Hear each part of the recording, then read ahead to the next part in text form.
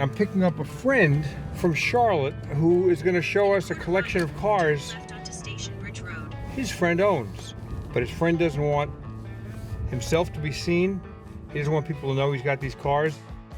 My friend Vernon will meet us, and we will go out together to this remote location and see what could be the most legitimate barn find on this trip we've found yet. Tell us what we're about to see here.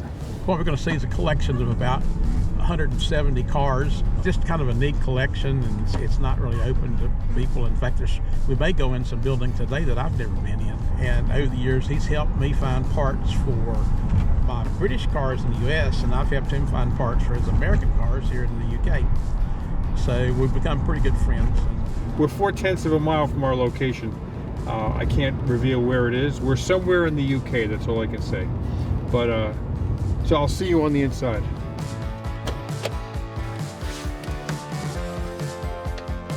What's behind me and in the surrounding buildings is a scene that I didn't think we'd find in the UK, quite frankly. Sometimes in the States, you know, you'll see something like this in a farm area of Montana or something, but here we are in England. So Vernon and I will walk you around and tell you about some of these cars. We got our work cut out for us for the rest of the day. So Vernon, why don't you just lead the way and we'll take a look. All right. You know, I think that seeing a collection of cars that are deteriorating is sad for everybody. Like cars that just sit outside and rot, and the guy says, I'm going to get to it one day. But this is not that way. This is more like a museum. Most of these cars will drive out of here, which is just amazing. This is a preservation effort as opposed to a deterioration effort. This is the owner's first car. It's a standard 10, and which is a Triumph. Yeah, Triumph. Well, the standard Triumph. The owner bought this new when he was like 17. He drove it every day for 7 years. He told us that he paid 750 pounds for it. It was painted just like this, so it's just like it was 30-something years ago. So it's got 56,000 miles on it. It's a standard gearbox. It's a little wagon. I love it.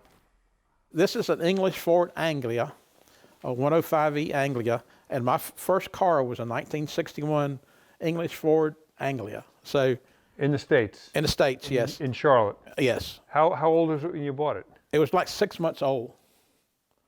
You must be pretty old. Yeah, I am pretty old. So this is a Ford, and you know, I have to say, I've always wondered, Mercury had this back window that went kind of backwards like this, and so did this. I don't know why they did it. What came first, the chicken or the egg? If you remember some of the Mercury Monterey's that were found on Barn Find Hunter, it had a back window that was kind of slanted towards the front, and the back window actually went down. This window doesn't go down, but it has a similar style. So this car is one of a couple in this building. It's a Herald. It's a Herald Coupe. A coupe. Yeah. Now, we've found on Barn Find Hunter some Heralds before, which are usually a convertible, but I've never seen this coupe version of it. So it's a 2+2. It's got a back seat, but you couldn't be very comfortable. But it's the same body as the convertible. It is. It's just different top on it. That gold or the pumpkin color car. That's a Bond de Kip. A Bond de Kip. Bond, B-O-N-D. Oh, Bond. So Bond was like the Bond Bug, you probably know. Yeah. But Bond was a manufacturer of GPR fiberglass cars. So it's got a 6-cylinder motor and a Vitesse chassis. I don't think I can get over there, can I? You have to be like the American pickers, climb over everything. Pickers has got nothing on us today, I'll tell you that. So I don't think I've ever seen a Bond up close. It's a Triumph Vitesse drivetrain and motor, chassis and everything, but with a fiberglass body on it. Does it have a Triumph chassis? Yeah, it's got a Vitesse chassis and a 6-cylinder motor in there. So this thing must be a rocket. It'll go pretty good. Okay, so we're gonna continue down the road here. But while we're walking up through here, over here we've got a standard Atlas van pickup, the green one here. And that is really, really rare. So that's a pickup truck. It almost looks like it has fender skirts in the front or something. It's like you can't see the front wheels. Well, that's because the motor's sitting right beside the seats. So it's really a cab over. Oh, really? Now, I mean, what a cool looking truck, almost Art Deco styling with that flying buttress looking piece. Now, one thing that's curious, that's a brand new NOS body. A brand new mini body that's never been put on a car. What a discovery that is.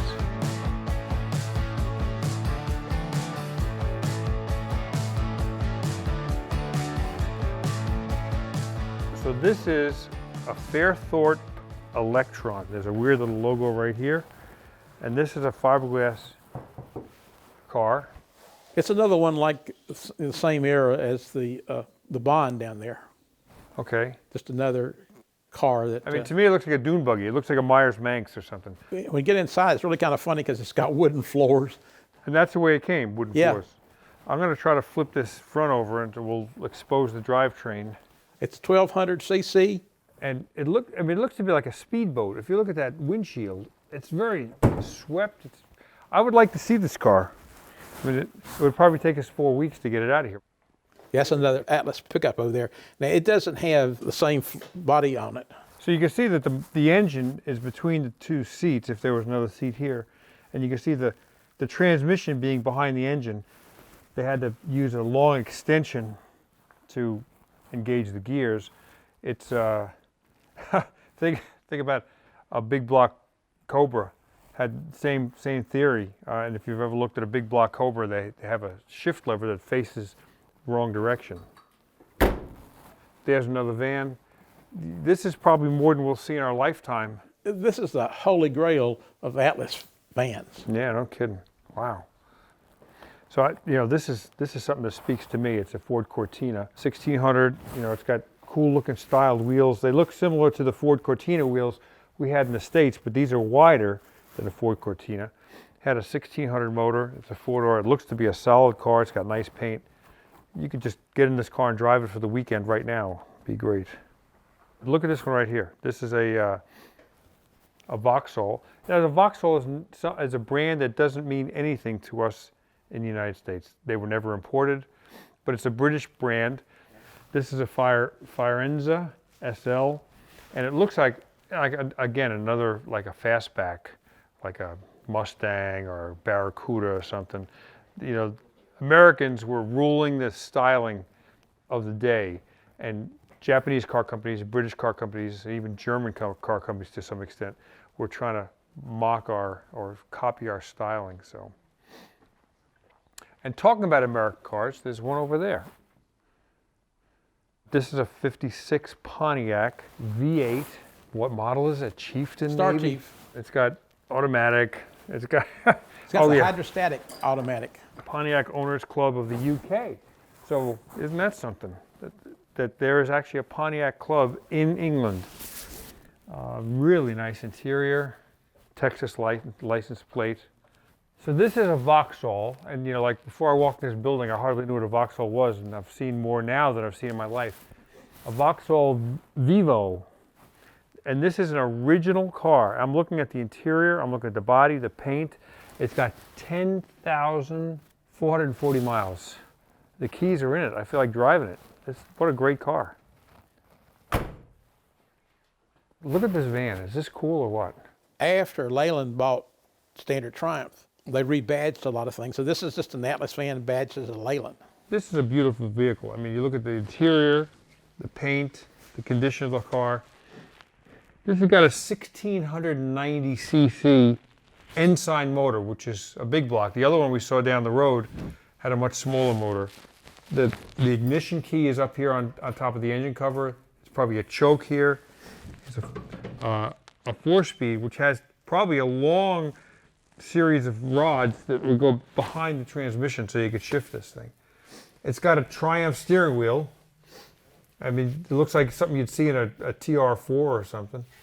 I'd like to drive one of these around the States. This is pretty cool.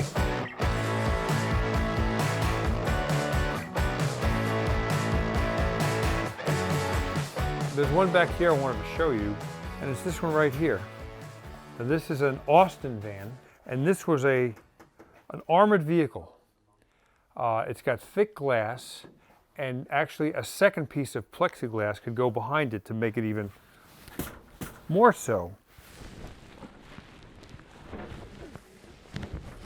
And so this door would close, It was a very fortified door, heavy glass. I don't know if it was bulletproof, but it's a very heavy door, very heavy steel. But just imagine driving this around in the summertime. There's no air conditioning. So wisely, they built a second door. Also had security. It had the steel fence, but a driver could get some kind of breeze in here as well.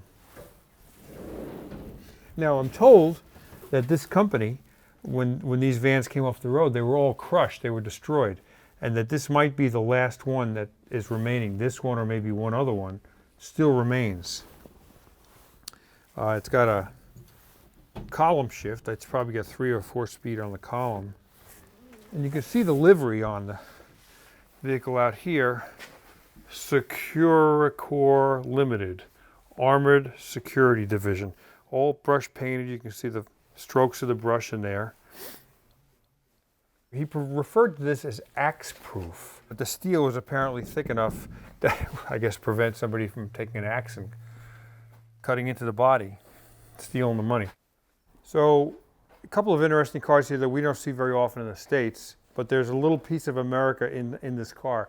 This is a 69 Rover 3.5, and 3.5 stands for 3.5 liter. That's because the Brits call them liters. But in the States, back in the 60s, this was a 215 aluminum block Buick. It was a V8 developed by Buick that has a nail head type of configuration like Buicks usually do. When General Motors got done with this motor, they sold the rights, the patents, and all the tooling to BMC, British Motor Company. And that motor, which started off in a Buick Skylarker, I think it was, Skylark, wound up being in Rovers, in Range Rovers, in TR8 Triumph, TVRs, TVR, MGB V8, MGB GT V8, and who knows how many other vehicles that motor has wound up in. Now, of course, when it came to England, they converted it to 2 SU carburetors instead of a 2-barrel or a 4-barrel carburetor, which we would have had in the States. But I heard a funny story that General Motors wanted to buy this engine back from British Leyland, and I guess they bought it for like $100,000 or something originally, and they wanted to buy it back. And British Leyland said, "No, we'll sell you individual engines for $20,000 a piece." So it never happened. So here's the 3.5. Here's a 3-liter version, basically the same car. It's a 64. It's a straight 6. Now, one thing I wanted to show you on this car, this was like a muffler. I mean, this looks like a muffler, but it's an air cleaner. It's the intake for this big SU carburetor that's over here. So the intake, it looks like a dual exhaust that should be under the back bumper. Straight 6, both very solid, nice cars. We don't ever see these cars in the States. This car, when I was a kid, we used to see once in a while. My friend Buzzy Brischler and Tommy Brischler, their mother drove an Austin 40, an A40. This one seems to be in semi-restored shape. It looks like it has new paint, white with a black top. It's still kind of gutted in the interior, it needs carpeting and seats. But this one's a hot rod. I'm going to show you why. Do I need to help you with that? No, I think we're good. Somebody's put in a Fiat twin cam in here with a downdraft 2-barrel, probably a Holley or Weber type design. But this is a hot rod, and what a blast it would be to drive. It would sound good, it would go good, and replaces a little push rod motor, kind of an anemic motor that would have been here originally. And it wouldn't look like it was it'd be a sleeper. Yeah, it'd be a sleeper. That's a neat little car, and it is an A40, right? Yes. Okay, that's a nice car.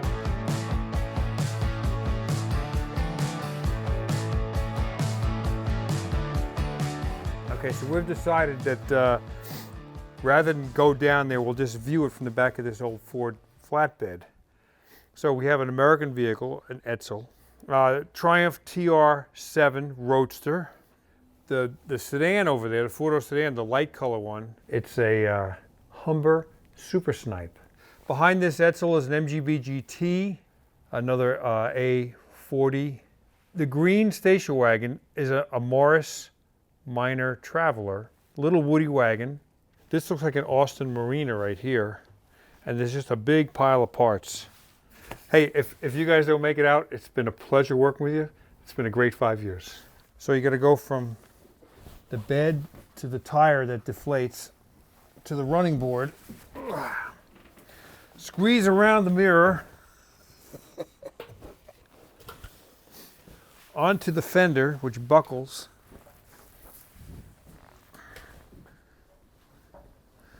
Onto the bumper. See what I do for you guys? I mean, all you guys sitting in your living room right now watching this, just remember that like 3 months ago, I was doing this for you.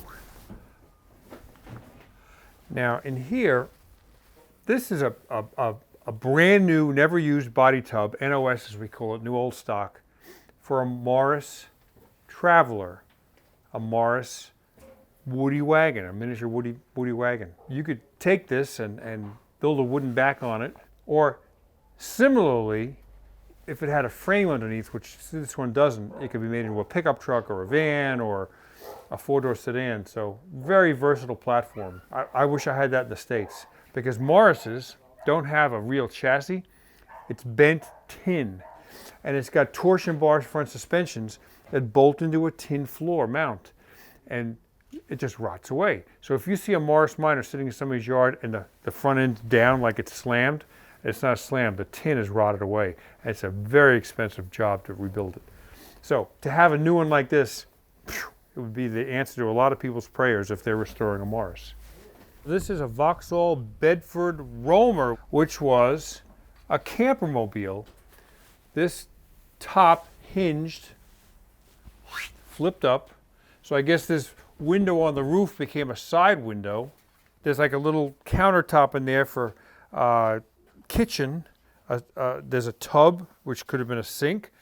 And we would open the back window, a back door right here, and a tent folded down so your legs could stick out. So this is for 1 or 2 people. What a wonderful use of utility and design. Really cool. And then there was a bunk bed option, somehow I guess outside, for kids to sleep in there as well. So this is how you'd tour the UK, maybe back in the day.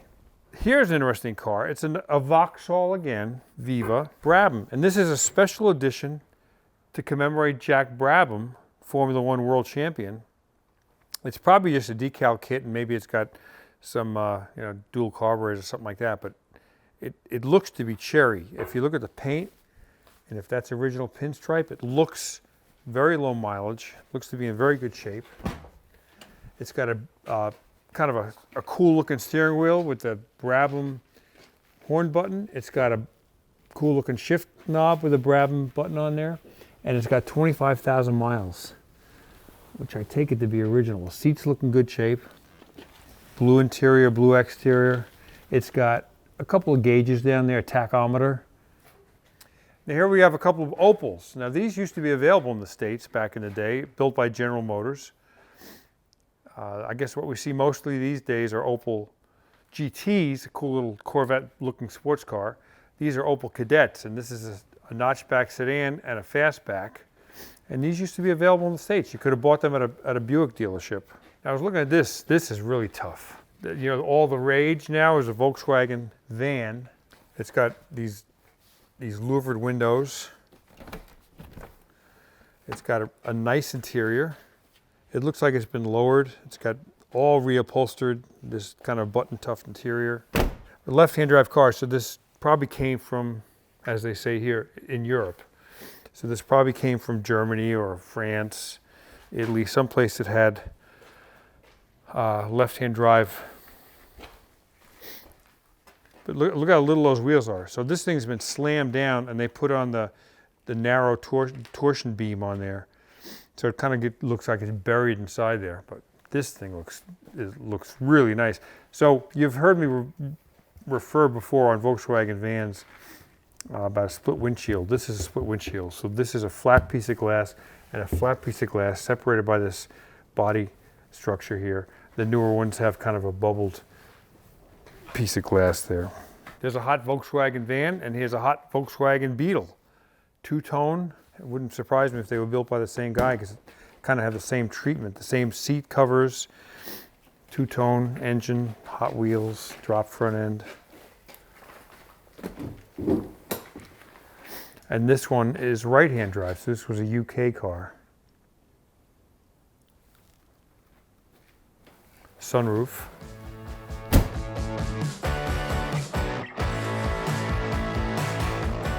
Well, this is a kind of unique tractor. You can almost ask why anybody would want it, but it's a TE 20-something Ferguson. I don't know what it started out life as, but anyhow, it has a Land Rover Discovery TDI diesel motor in it, which means it probably puts out about 15 times as much horsepower as the original motor that was in this thing. And it needs to be finished. The radiator's got to be mounted around, and the owner's going to extend the bonnet that's on these Fergusons and make it look more like a Ferguson. But it'll probably pull anything around here. It'll probably pull these barns down if it wanted to. This is turbocharged. Yeah, it's a TDI diesel, the turbocharged diesel. So this is a hot rod tractor, man. Yeah. Cool. I can't tell you how special it was to have been invited to this facility, because it's completely closed to the public. Nobody knows it's here. Nobody is invited back in here. And it's only because Vernon is good friends with the owner that we got permission to come back here. So Vernon, thank you so much. Sure thing, thank you. Mean, this guy, flew in a day early from Charlotte, took a train a couple of hours to meet us here. We picked him up, and it's been amazing. So I want to thank Vernon, and I want to thank the owner who's standing over there. And I can't reveal who he is, but he's a really good guy. And he knows these cars, and he loves these cars. I said, if I took all these cars away, and you said you could have one back, which would it be? He said, I couldn't decide. They all mean that much to me. So that's pretty cool. Happy hunting. We're coming to the end of an amazing week in the UK. We've toured all over the United States, but this is the first time overseas. And it's been just amazing. The people we've met and the cars we've seen are interesting. Although I saw a lot more American cars than I ever believed. It's been an amazing trip. I hope we come back, and I hope if you live here, you know that you've got a lot of cars hidden away, hard to find. If you don't live here, if you come from the States, come in for a vacation and spend a couple of days and meet some locals and see what you can find. Happy hunting.